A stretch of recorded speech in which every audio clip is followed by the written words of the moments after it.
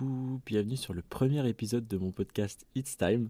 Ça y est, je me lance. It's Time, ce sera mon podcast qui traitera de santé mentale et de développement personnel. Pour ce premier épisode, j'ai choisi un sujet qui me tient à cœur.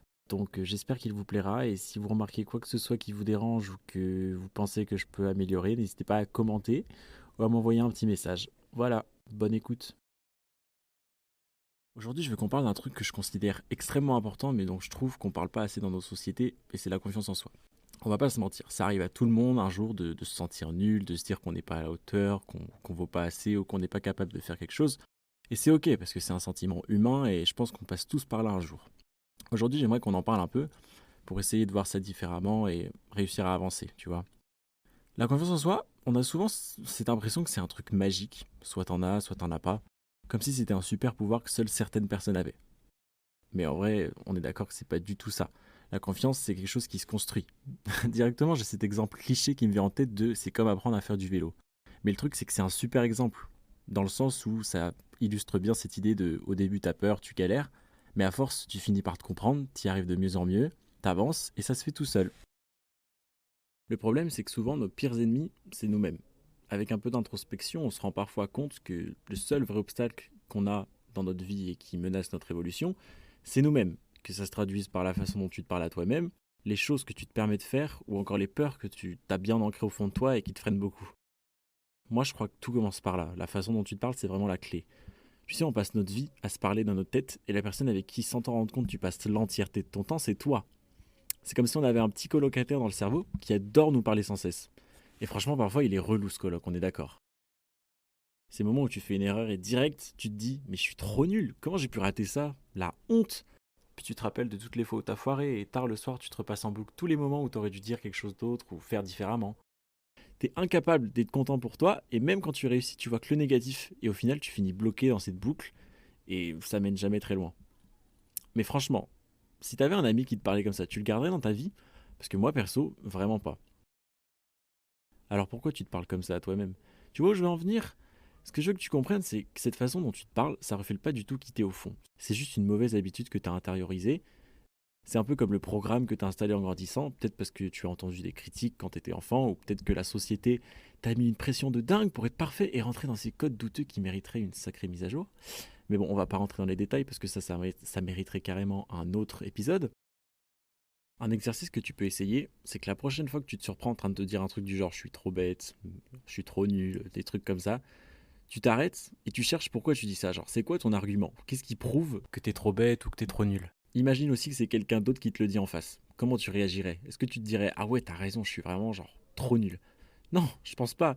Ce que je te propose, c'est que la prochaine fois que ça t'arrive, tu te reprends et t'essaies de changer ce que tu viens de dire pour que ce soit un truc un peu plus compréhensif envers toi.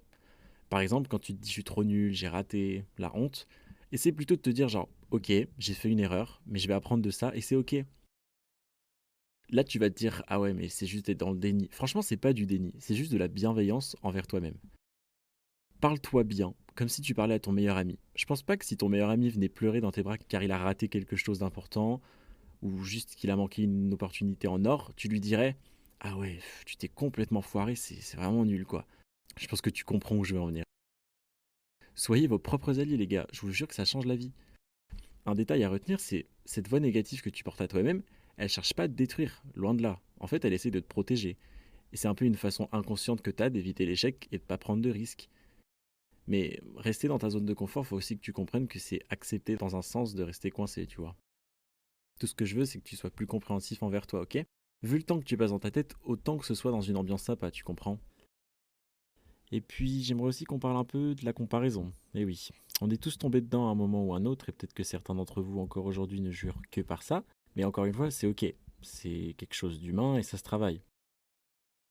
Imagine genre, t'ouvres Insta, tu scrolles un peu, puis tu vois des gens, ils semblent avoir une vie parfaite, et tu te dis, waouh, mais pourquoi pas moi? Pourquoi moi j'arrive pas à être comme ça? Pourquoi moi j'ai pas ça? Mais t'oublies un truc, c'est ce que tu vois, c'est pas la réalité, c'est un filtre. Je pense que personne n'irait te montrer quand il pleure sous sa couette ou qu'il galère avec quelque chose dans sa vie. L'important, c'est de comprendre cette double face des réseaux et de pas y tomber. C'est ce que je fais moi quand je me sens nul en me comparant. J'arrête tout, je me recentre et je me dis ok, je me sens comme ça, mais moi c'est quoi les trucs dont j'oublie d'être fier? Puis je regarde autour de moi et je me souviens que j'ai un toit sur la tête, que j'ai un téléphone un peu trop cher entre les mains, et même un truc simple, genre j'ai eu le courage de dire non à un truc qui me saoulait. Et ça aussi, c'est une victoire, et c'est ça qu'il faut célébrer. Pas les vies édulcorées des gens sur les réseaux, tu comprends? Et il y a un autre truc qui m'a beaucoup aidé, c'est d'accepter que j'ai pas besoin d'être parfait pour avancer. Et c'est ça le pilier de la confiance en soi. T'es pas obligé d'avoir toutes les réponses, tu sais. Moi, j'ai longtemps attendu de me sentir prêt avant de faire quoi que ce soit, et c'est souvent ce que les gens ressentent aussi. Genre, je ferai ça quand je me sentirai assez confiant. Spoiler, ce moment n'arrivera jamais si tu fais rien. Alors vas-y. Même si t'as peur, même si tu te sens pas prêt à 100%, il faut que tu fonces, parce que la confiance, elle vient en le faisant et pas en attendant. Et franchement, entoure-toi bien. Les gens que t'as autour de toi, ça change tout. Si t'as des potes ou de la famille qui te soutiennent, franchement, accroche-toi à eux. Or, si t'as des gens qui te font pas te sentir à 100% tout le temps, éloigne-toi et trouve ceux qui te méritent. Pour finir, sache que t'as déjà tout ce qu'il faut en toi. Même si tu doutes, même si t'as l'impression que t'es pas à la hauteur, t'as le droit d'y croire et c'est déjà un grand pas. T'es pas obligé d'être parfait pour être digne d'amour et de respect, et tu devrais jamais avoir à te battre pour y avoir le droit. Oublie pas ça. Enfin bref, c'est tout pour aujourd'hui. Merci de m'avoir écouté jusqu'au bout. Je pense que je parle un chouïa trop vite et que je me perds souvent dans mes notes, mais j'espère que vous m'avez compris. En tout cas, ça me touche beaucoup et je me sens vraiment fier d'avoir enfin débuté ce projet qui traînait dans mes notes depuis aussi longtemps.